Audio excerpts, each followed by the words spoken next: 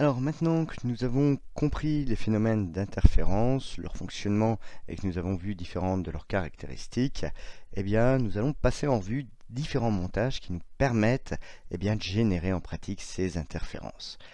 Alors là, je vais commencer par décrire différents montages traditionnels.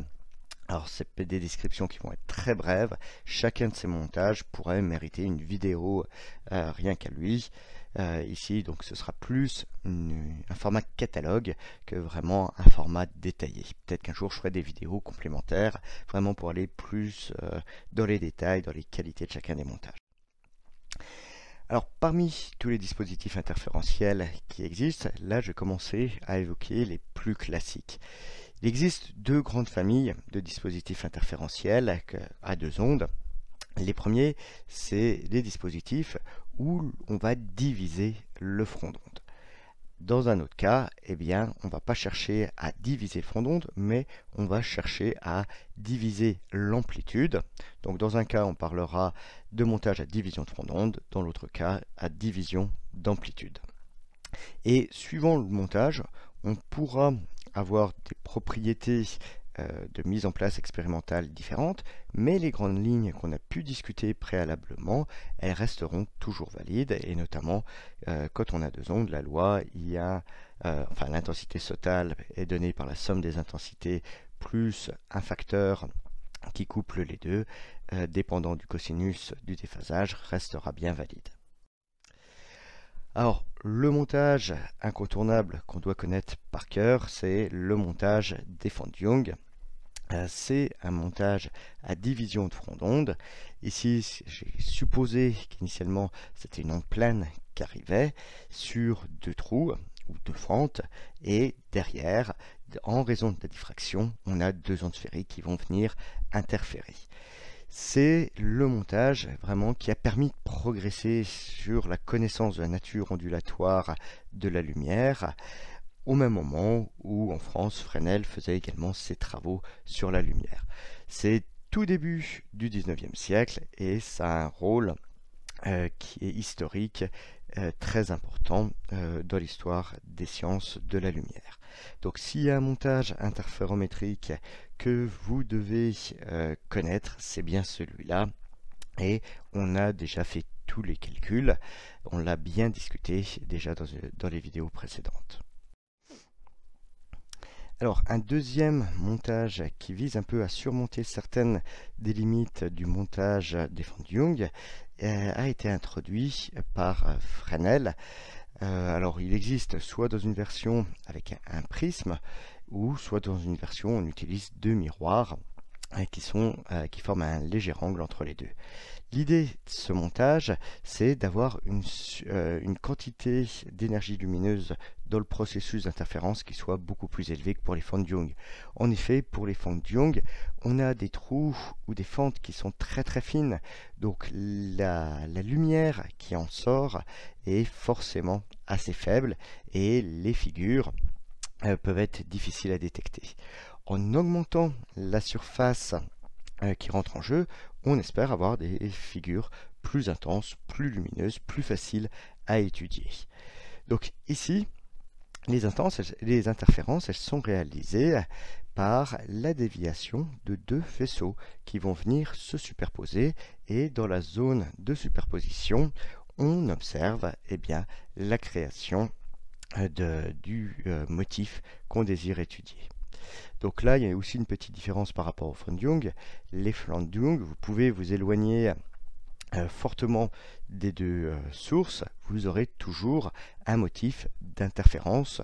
C'est plus forcément le cas. Si vous éloignez trop fortement ici du B-prisme, vous allez perdre l'interférence entre les deux faisceaux. Donc il y a une certaine localisation ici au niveau des franges qui sont observées.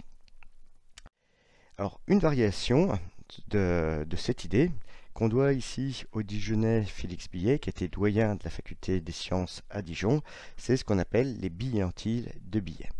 Alors lui, il n'a pas cherché à utiliser un biprisme, il a demandé de prendre une lentille et de la couper en deux. Et ensuite, eh bien, il fait varier la distance entre ces deux demi-lentilles, sachant qu'entre les deux, hein, il y a l'obscurité. Donc ça, chacune des demi-lentilles crée une source virtuelle. Les deux vont interférer et là, on a la possibilité aussi d'observer un motif d'interférence qui est très lumineux. Alors, toujours dans la catégorie division du front d'onde, hein, comme les trois premiers montages que j'ai pu vous présenter, on a le miroir de Lloyd. Alors lui, l'idée du miroir de Lloyd, c'est d'utiliser un miroir et une source rasante. La source rasante avec le miroir, eh bien, va permettre d'observer une interférence avec les rayons qui viennent directement de la source.